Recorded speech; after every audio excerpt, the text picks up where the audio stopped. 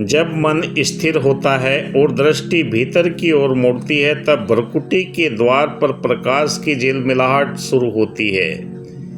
यही वह क्षण है जब ब्रह्मांड आपकी भीतर से देखने लगता है। मेरे की ग्रैंड मास्टर विकास बिहानिया इस वीडियो के माध्यम से आपको बताऊंगा कि भ्रकुटी पर दिव्य दर्शन की अनुभूति कोई बाह्य दृश्य नहीं है, यह आंतरिक चेतना का दर्शन है। जब साधना, ध्यान, रेकी अभ्यास के दौरान आपकी ऊर्जा आज्ञा चक्र पर केंद्रित होती है तो वहाँ एक प्रकाश, आकृति, रंग या गति का अनुभव होता है। वह अनुभव दिव्य दर्शन कहलाता है, क्योंकि यह आपकी आत्मा और ब्रह्म चेतना के बीच पहली झलक होती है। ब्रह्मांड की दिव्य चेतना आपके भ्रकुटी के ऊपर कुछ न कुछ संकेत देना प्रारंभ कर देती है, जो आपकी आध्यात्मिक यात्रा की प्रारंभिक स्टेज है। प्रारंभिक कंपन और ध्यान की स्थिति आपको महसूस होती है। धीरे धीरे ध्यान भ्रकुटी पर केंद्रित होता है तो वहाँ हल्का कंपन, फुदकन या गर्माहट महसूस होती है। यह ऊर्जा का जागरण है, प्राण शक्ति उस केंद्र की ओर प्रवाहित हो रही है। आंतरिक संवाद आपके जीवन के अंदर होने लगते हैं। मैं अपनी चेतना को भ्रकुटी केंद्र पर स्थित कर रहा हूँ। मैं उस दिव्य ऊर्जा को महसूस कर रहा हूँ जो भीतर से उठ रही है। यह ऊर्जा मुझे प्रकाश की ओर लेकर जा रही है। प्रकाश की रंगों की उदय आपके जीवन के अंदर ये दिव्यता प्राप्त करने के उपरांत होता है। अचानक ये धीरे धीरे भ्रकुटी पर नीला, बैंगनी, सुनहरा या सफ़ेद प्रकाश प्रकट होने लगता है। यह दृश्य केवल मानसिक कल्पना नहीं है, बल्कि सूक्ष्म दृष्टि, इनर विजन का प्रारंभ है, जो आपके अंतःकरण के अंदर प्रकट हो रहा है। ईड़ा, पिंगला, सुषुम्ना नाड़ी का संगम हमारे थर्ड आई के ऊपर होना प्रारंभ हो जाता है। संकेत आपको प्रकाश, शुद्ध चेतना का प्रतीक महसूस होने लगता है। नीला प्रकाश दिव्य शांति का प्रतीक आपके जीवन के अंदर प्रबलता के साथ में महसूस होने लगता है। और जब ये प्रबलता आपके जीवन के अंदर आती है तो आपको ये दिव्यता का संकेत, ब्रह्मांड की दिव्य चेतना आपके जीवन के अंदर प्रकट करने लगती है। जो जो ये आपके जीवन के अंदर ब्रह्मांड की दिव्य शक्ति का अनुभव होने लगता है तो आप अपने आप को आंतरिक चेतना के दर्शन या साधना के द्वारा इसे अनुभव कर पाते हैं। क्योंकि कहा है कि जो जो डूबे श्याम रंग तो उज्जवल होए। शुद्ध चेतना का प्रतीक हमारा वाइट प्रकाश होता है। नीला दिव्य शक्ति का प्रतीक महसूस होता है और ये प्रकाश हमारे आज्ञा चक्र के ऊपर दिव्य दर्शन के रूप में होता है। कभी कभी साधकों को अपने पूर्वज भी दिखाई देने लगते हैं और कभी कभी आपको वो दिव्य शक्तियों के दर्शन होते हैं जिनसे हमारा लगाव रहता है। हम किसी भी मानने वाले, किसी भी संत महात्मा की प्रतिमा या उसके दृश्य की झलक हम देख पाते हैं, क्योंकि वो झलक हमें इस यूनिवर्स से प्राप्त होती है।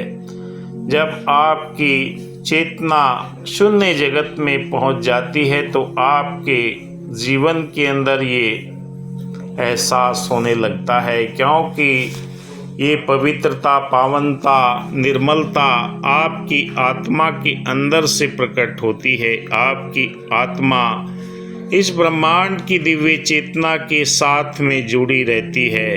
कहा कि किसी शय के बगैर कोई नाम नहीं होता। नाम से ही दुनिया का कोई काम नहीं होता। बीमार को लाजिम है वैद और दवा दोनों।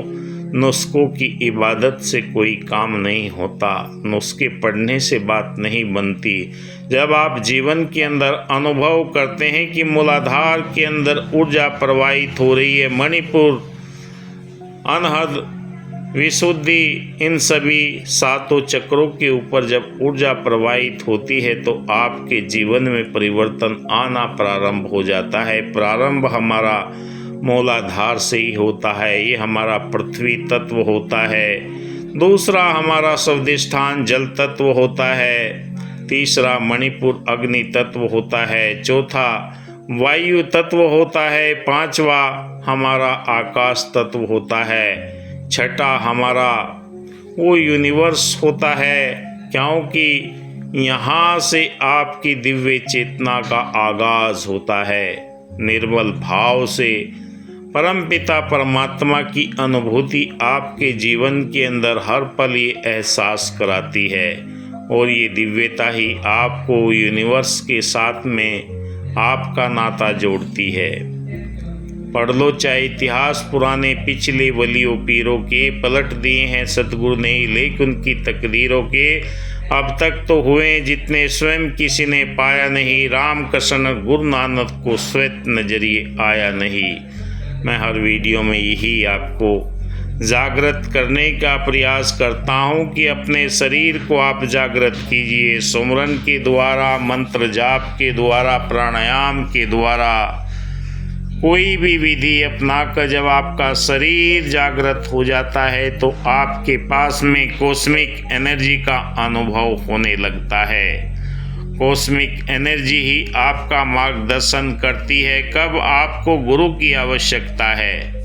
गुरु दिखावे, गुरु मनावे, गुरु ही प्यार सिखाता है। गुरु बिन भक्ति मूल न होवे, वृथा समय गंवाता है।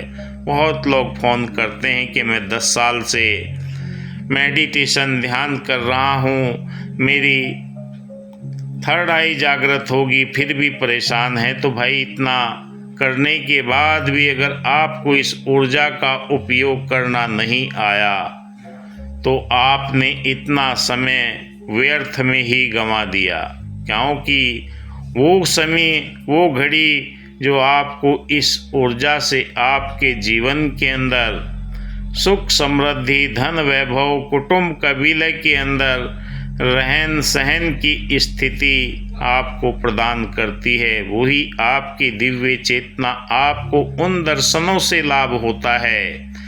परमात्मा को जानना कोई बड़ी बात नहीं है, परमात्मा के द्वारा बताए गए तरीके को अपनाना बड़ी बात है। मनोरंजन करने के लिए तो आपको बहुत मिल जाएंगे, पर मन का मंथन करने के लिए बहुत कम मिलते हैं। मेरी वीडियो की कॉपी करने वाले बहुत हैं, अगर उनसे पूछा जाए कि आप इस चीज़ के बारे में बताइए तो उनके पास में कोई जवाब नहीं है, क्योंकि स्वयं को मिटाना पड़ता है। कहा कि मिटा दे अपनी हस्ती, कर कुछ मर्तबा चाहे दाना खाक में मिलकर गुले गुलजार होता है। पहले अपनी मैं को ख़त्म करके, अपने अस्तित्व को ख़त्म करके परमपिता परमात्मा की शरणागत होकर तब ये जीवन के अंदर दिव्य ज्ञान प्रकट होता है। यहाँ पर ना कोई धर्म की बात है, ना किसी जाति की बात है, ना संप्रदाय की बात है, ना गोरे की बात है, ना काले की बात है। यहाँ तो स्वयं आपको चलना पड़ेगा, निरंतर अभ्यास की आवश्यकता होगी। अगर आपका अभ्यास सही दिशा में चल रहा है, कौन क्या करता है उससे फर्क नहीं पड़ता, मैं स्वयं क्या करता हूँ। अगर मेरे जीवन के अंदर सत्यचित आनंद की अनुभूति है तो समझ लीजिए आपकी दिशा सही है।